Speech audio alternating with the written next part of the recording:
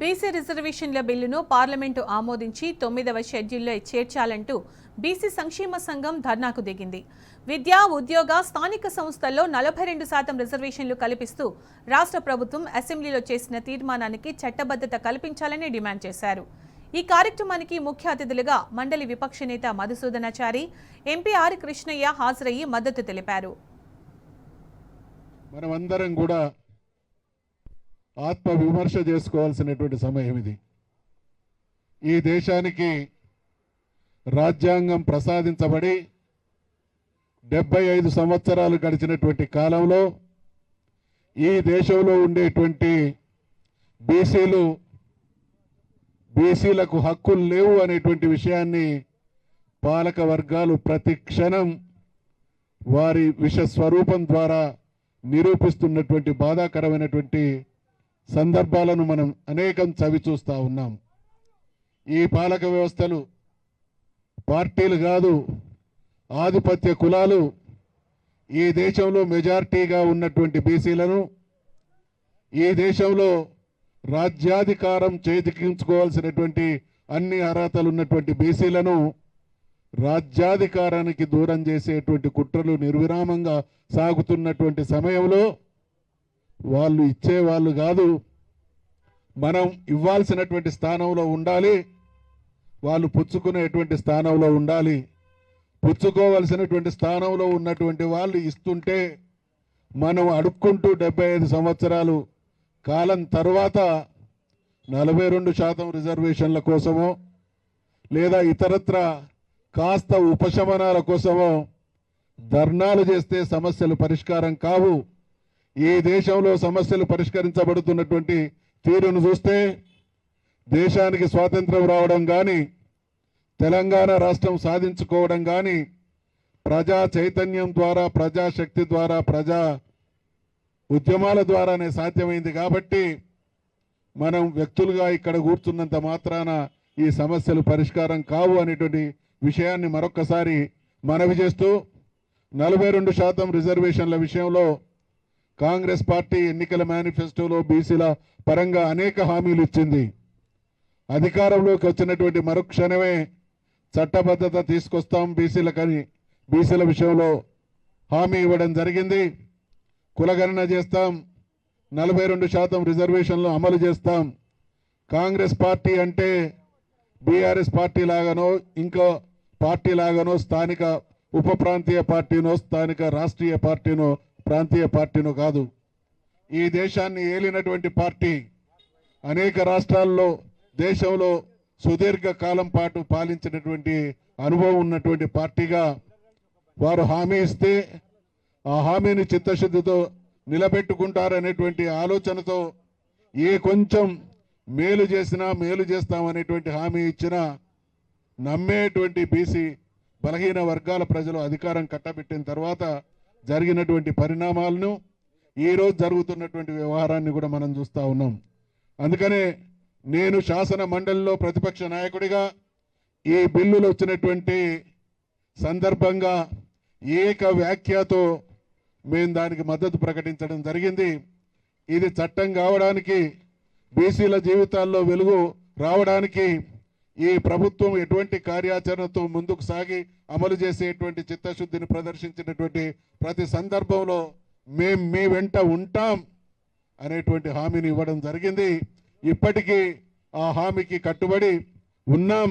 ఖచ్చితంగా ముమ్మాటికి ఇచ్చిన మాట ప్రకారం 42% రిజర్వేషన్లు అమలు చేసి తీరాల్సినటువంటి బాధ్యత కాంగ్రెస్ ప్రభుత్వం మీద ఉంది అనేటువంటి విషయాన్ని తెలియజేస్తూ, మరి మీ చిత్తశుద్ధిలో ఏదో తేడా కనబడుతున్నది కాబట్టి మళ్ళీ ఉద్యమ బీసీ సంఘాల నాయకులు, బీసీ సంఘాలకు సంబంధించినటువంటి యువ మిత్రులు మళ్ళీ ధర్నా లాంటి కార్యక్రమాన్ని చేపట్టాల్సినటువంటి అనివార్యత వచ్చింది అని అంటే ఇది మీ చిత్తశుద్ధికి సంబంధించినటువంటి విషయం అనేటువంటి విషయాన్ని మరొక్కసారి మనవి చేస్తూ, బీసీలు దేశంలో 50% పైగా ఉన్నామనేటువంటి విషయంలో ఎక్కడ ఎలాంటి తేడా లేదు.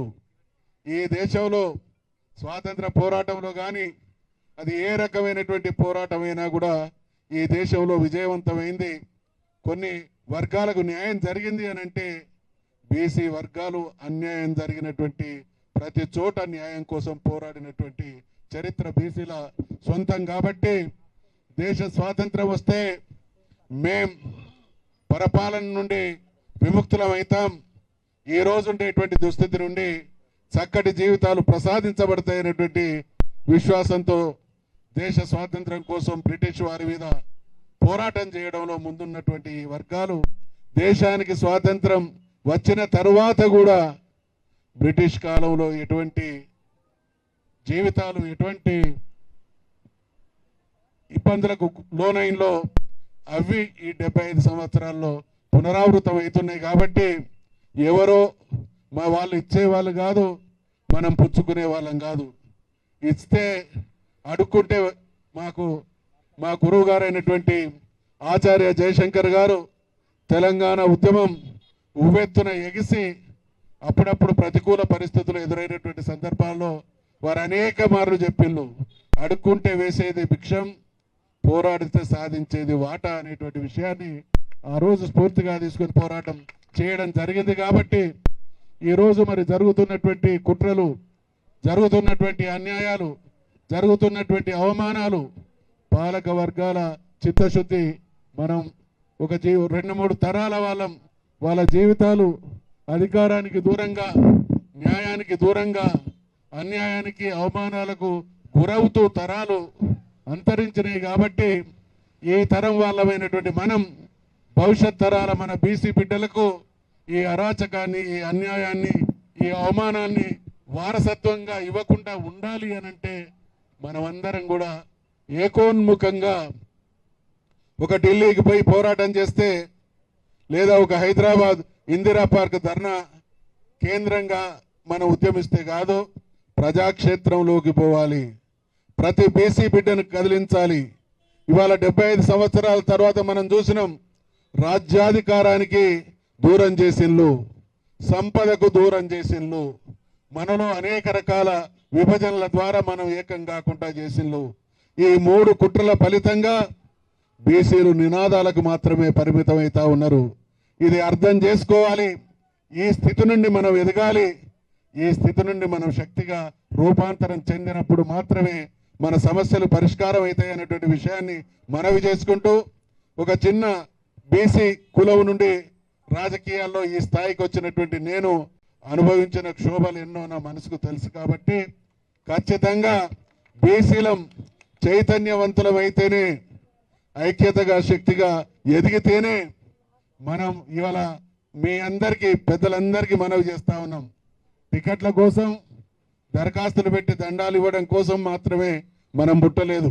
రాజ్యాధికారంలో ఉన్నటువంటి వాళ్ళు మన దగ్గరికి వచ్చి మన సహకారం ఉంటేనే గెలుస్తామనేటువంటి ఆ ఒత్తిడి, ఆ పరిస్థితిని కల్పించినప్పుడు మాత్రమే మనం ఆశించినటువంటి ఫలితాలు, మనం ఆశించినటువంటి న్యాయం జరుగుతుంది అనేటువంటి విషయాన్ని మరొక్కసారి మనవి చేస్తూ, బహుశా ప్రపంచంలో ఏ దేశంలో కూడా మెజార్టీ ప్రజలకు అన్యాయం, అవమానం, హక్కుల హననం జరిగితే ఏ జాతి కూడా చూస్తూ ఊరుకోదు. భారతదేశంలో మాత్రం బీసీలం నిష్క్రియగా మన మీద ప్రత్యక్షంగా పరోక్షంగా అనుక్షణం దాడి జరుగుతున్నా ఆ దాడిని భరిస్తున్నమే తప్ప ఆ బాధ నుండి శక్తిని సంతరించుకొని ప్రతిఘటించి మన హక్కులను, మన వాటాను పొందడం కోసం మనమందరం కూడా సమిష్టిగా సమన్వయంతో పనిచేద్దాం అనేటువంటి విషయంలో మనవి చేసుకుంటూ, అటువంటి అవకాశం పెద్దలందరూ కలిసి నిర్ణయించండి, మీతో పాటు కలిసి పనిచేయడానికి మేము కూడా సిద్ధంగా ఉన్నామనేటువంటి విషయాన్ని మనవి చేసుకుంటూ, రాబోయే 1-2 సంవత్సరాల తర్వాత లేదా రాబోయే 4-5 సంవత్సరాల తర్వాత బీసీలు ఉద్యమించేటువంటి వాతావరణం ఉండకూడదు. బీసీల దగ్గరికే ఇతరులు మాకు న్యాయం జరగాలనో, మాకు ఇంకా వాటా పెరగాలనేటువంటి కోరికతో మన దగ్గరికి వచ్చేటువంటి వాతావరణాన్ని సృష్టించాలనేటువంటి విషయాన్ని మనవి చేసుకుంటూ, కార్యక్రమాన్ని నిర్వహించినటువంటి యువమిత్రులకు, వివిధ సంఘాల రూపేణ బీసీల చైతన్యం కోసం నిర్విరామంగా పనిచేస్తున్నటువంటి ప్రతి ఒక్కరికి హృదయపూర్వకమైనటువంటి అభినందనలు తెలియజేస్తూ పెద్దలందరికీ మరొకసారి వినమ్రపూర్వక నమస్కారాలతో సెలవు తీసుకుంటా ఉన్నా.